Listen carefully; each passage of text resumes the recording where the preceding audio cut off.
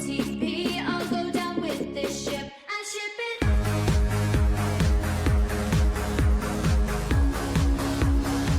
I ship it.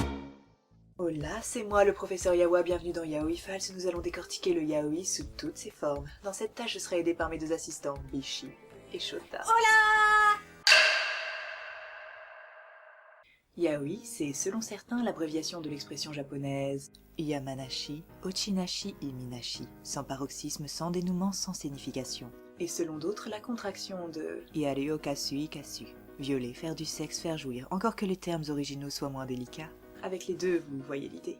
S'il revêt donc un sens plus spécifique au Japon, en France, le yaoi est un terme générique qui désigne grosso modo toute histoire incluant des relations homosexuelles sous-entendues ou explicites, faites par et à destination d'un public féminin. On parle de yaoi pour englober un tas de trucs. Par exemple, on parlera souvent de fanfiction yaoi, alors que le mot exact serait fanfiction slash. Mais nous y reviendrons plus tard, car nous allons sur le champ procéder à un petit tour d'horizon du yaoi et des phénomènes qui y sont liés à travers 5 nuances de yaoi. Première nuance de yaoi, la bromance. Les histoires d'amitié intense entre hommes existent évidemment depuis la nuit des temps, mais l'expression bromance fut popularisée dans le milieu du skate dans les années 2000. La bromance est l'abréviation de bro et romance, la romance entre potes. Elle est très présente dans le cinéma viriliste de l'âge d'or hollywoodien, et est même interprétée comme crypto-gay à une époque où on ne pouvait expliciter ce genre de relation à l'écran.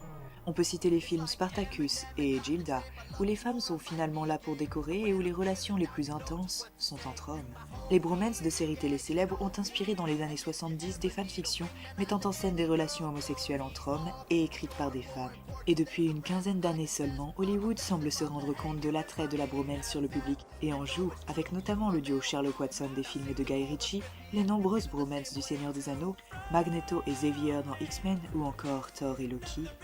Les bromances nous amènent à une deuxième nuance de yaoi.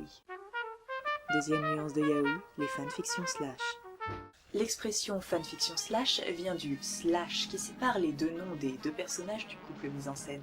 Les premières fanfics slash apparues dans les années 70 mettaient en scène Spock et Kirk dans Star Trek, mais on peut aussi citer Starsky et Hutch pour les plus connus. Lemon, Lime, Smut, Fluff, Genshi, Bird Comfort, Plot What Plot, sans parler des noms porte-manteaux. La fanfiction est un univers à part entière, qui dispose de son propre vocabulaire, sur lequel on s'attardera dans une autre vidéo, c'est un peu complexe.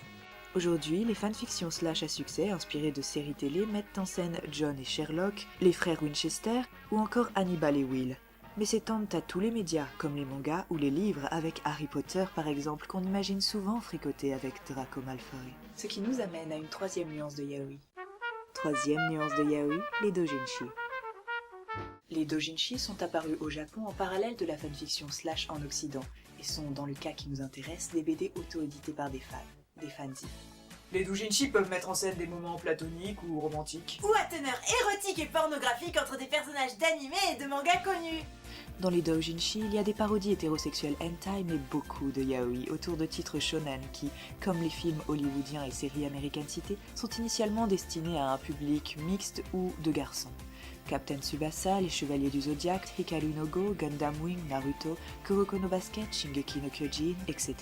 D'ailleurs, les premières productrices et acheteuses de doujinshi étaient des jeunes filles. À noter que le terme doujinshi ne qualifie pas seulement notre troisième nuance de yaoi. En réalité, le mot doujinshi englobe toute la production bande dessinée, littéraire ou même vidéoludique produite hors des circuits d'édition professionnels et comprend aussi, comme en Occident avec les fanzines, des récits originaux. Des auteurs publiés professionnellement peuvent d'ailleurs auto-éditer des doujinshi, et le marché des doujins a un véritable poids.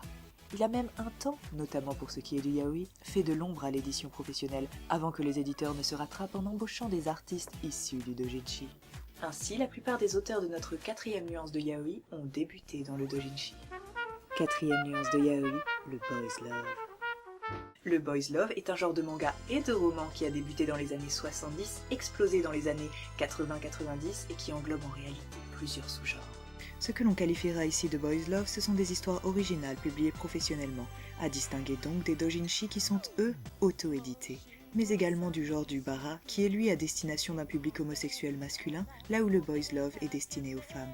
À noter qu'il est assez dommage de réduire un genre foisonnant et complexe à la simple mise en scène d'une relation homosexuelle masculine, puisque les boys love peuvent être aussi bien des comédies lycéennes que des thrillers.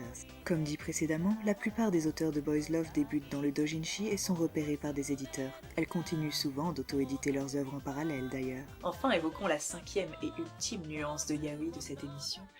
Cinquième nuance de yaoi, explosion internet généralisée. Car depuis la fin des années 90, avec Internet, le yaoi a pris une ampleur mondiale et aidé nombre de jeunes filles troublées à s'approprier leur sexualité. On a vu des éléments de yaoi dans des mangas touchant un public moins spécifique, comme les œuvres de clan. Et à côté, de plus en plus de lectrices, orientales ou occidentales, produisent du yaoi avec des fanfictions ou fanarts publiés sur Internet. Citons enfin la production occidentale de fanzine ou doujinshi, avec parfois des histoires originales inspirées de la production japonaise. En France, nous avons par exemple Cloverdale ou Frozen Garden. On voit aussi des jeux de rôle, roleplay, RP, sur des forums ou par message, où des jeunes femmes peuvent se réinventer et réinventer leur sexualité en jouant des hommes dans un récit qu'elles écrivent avec des partenaires en improvisation. On peut aussi évoquer le crossplay, mot valise issu de crossdressing et cosplay. Oh là, RP et crossplay, tu nous assommes avec ton vocabulaire spécifique. On avait dit qu'on n'entrerait pas dans les détails. Dois-je te rappeler qui est l'assistant et qui est le maître, Shota? Eh Ne discute pas, sinon j'appelle Bara. Et tu sais qu'avec lui, ça ne rigole pas. Oh non, pas Bara. Bara et ses muscles luisants et ses poils. Et son énorme braquemar. Bon, reprenons. Le crossplay, qui peut impliquer des hommes se cosplayant en femmes et, dans le cas qui nous intéresse, des femmes qui se transforment en bishi. Encore un terme que tu devras définir. Bishi, c'est mon prénom, mais pas que. Il suffit de demander et voilà une définition. Bishi ou bishonen, idéal de beauté masculin japonais d'apparence androgyne et vraisemblablement hérité de la tradition du théâtre kabuki où des hommes jouaient des femmes au Japon. Les héros des mangas boys love sont en général des bishi, mais on trouve les bishi partout. Citons Haoru, le bishi parfait du château ambulant de Miyazaki, qui est souvent cosplayé par des filles d'ailleurs. Pour une cosplayeuse célèbre, citons Leika. En somme, en 5 nuances de yaoi, on voit englober une foultitude de médias qui vont de la grosse machine hollywoodienne à la fanfiction. Le tout réapproprié par des femmes, ce qui ajoute à son aura de soufre car les fandoms et la réappropriation de la fiction par ses consommateurs les plus fervents est encore très mal vu avec notre vision de la culture où ce qui est officiel, le canon, est hyper valorisé. Le yaoi est encore aujourd'hui un produit sulfureux destiné à un public de niche, car traitant d'homosexualité masculine, érotisant les hommes et étant lié à des désirs féminins, mais également à une réappropriation de biens culturels de masse par le consommateur, ou plutôt comble de la subversion par la consommatrice. Avec ces 5 nuances, j'espère vous avoir fait découvrir un peu ce qui se cache derrière l'expression yaoi, bien que je n'ai fait qu'en effleurer la surface. Nous creuserons par la suite, soyez-en assurés. C'était le professeur Yawa avec Bishi et Shota. À bientôt pour un nouveau Yaoi Fight et n'oubliez pas qu'importe votre genre et votre identité, vous êtes libre d'aimer le yaoi, un peu, beaucoup, à la folie, passionnément. Et vous êtes même libre d'aimer modérément. Ne partons pas en guerre dans de fiévreux commentaires et parlons plutôt d'amour et de sexe.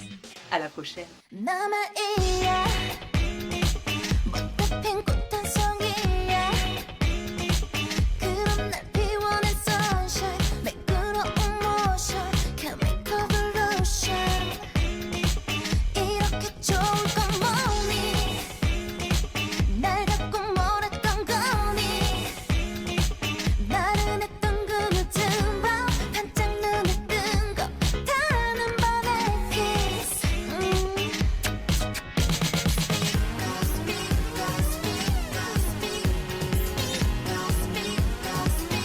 You can make me high. Hola, c'est moi le professeur Yawa dans cette scène post-générique pour vous inciter chaudement à aller voir les aventures de Bishi et Shota en bande dessinée sur le Tumblr de Yaoi Files, lien en description. Et soyez-en assurés, quand il y aura du smut, les beats ne seront pas censurés.